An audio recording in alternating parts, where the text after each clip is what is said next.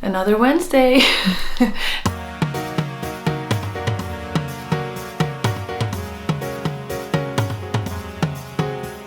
This episode I'm talking about eco-friendly living. I've got some questions from you about how I implement eco-friendly lifestyle into my day-to-day life. And I know there's a lot of pressure on all of us, and I think it's very hard to maintain a complete eco-friendly lifestyle because we're alive, we're having an impact on the planet anyways. And I think it's very important to start. That's why I'm giving you my tips, and I would love to, I'd love to go on YouTube and find other people's tips, because this is how we learn. And by doing it, I think you motivate a lot of people and you inspire a lot of people. So here we go. I'm sharing my tips with you. When I think of the things that I do to have a more eco-friendly lifestyle, I think of my childhood, about my upbringing, about the fact that my parents taught me to be aware of the environment, because I grew up in the countryside and it was a beautiful kind of nature reserve, and we wanted to maintain that. So my dad would always bring a bag and we would pick up the waste that was just lying around. It was so implemented in my upbringing that to me a lot of things are already normal. And also being Dutch, for example, I bike around, it's my way of transport, like all the Dutchies. Personally, for me, it's also very important to involve the kids. One thing I do, for example, is when I go on holidays with the kids or we're on the beach, we always have a bag with us and we pick up the plastic waste or any waste that's lying around. And I feel like as a parent, that's a really important message that you share with your children, that I think is one of the tips that I could share with you. And then there are new things. Usually I start the day off with a glass of lukewarm water and some lemon juice in it. And because the acid is so bad for your teeth, I like to use a straw, and mine is stainless steel.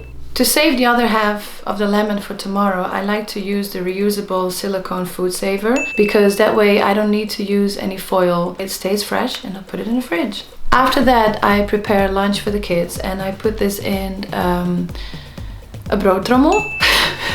I don't know how to say it. It's like a food container, like a sandwich container that's reusable.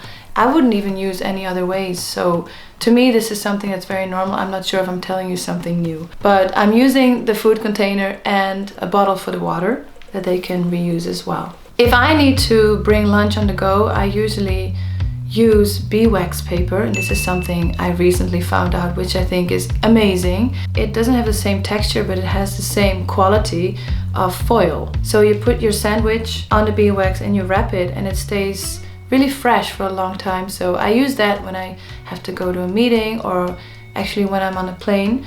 I like to bring my own lunch. And the best thing about it is that you can wash it off, you can use it again. With my lunch, I bring some tea as well, and I put this in a tea egg, like a tea infuser. I put some fresh leaves and I put it in my hot water, and I take it on the go. There's two variations of my tea egg. There's one for on the go and one for at home. For the groceries, I always bring my own shopping bag, but this is, I think, one of the tips that a lot of people know, but I still want to share. Actually, for a fact, my husband, I still sometimes need to tell him. So he's walking and he's like, I'm gonna do groceries, and I'm like, no, bring this shopping bag. Within my shopping bag, I usually have these cotton bags that I take with me, where I put my fruit and vegetables in, so I don't need to use the paper bags that are available in the store. If I go last minute, and this sometimes happens, I'm on my bike and I'm like, oh my god, I need to do groceries, I forgot to bring my shopping bag. Then I use the paper bags to put fruit and vegetables in, but I save them because you never know when you can use them again, and it's such a waste to just throw them out, so I save them. During the day I wash my hands often, so for that I use a bar of soap, so I don't need to use the plastic containers that create waste. The next thing that I do every day is something that happened by accident, because I was on a trip in Kenya and I bought these napkins as a souvenir. And now I realize that this is actually eco-friendly because I'm reusing my napkins every day. When it's time to take the makeup off, I use my reusable cotton pads that's made of very soft cotton that's really nice on the skin. Or I use a cloth. I just rinse it and hang it and use it the next day. So now that I have shared how I try to become more eco-friendly, I would love to know what you do. I'm very curious. I would love to learn more. So please tell me.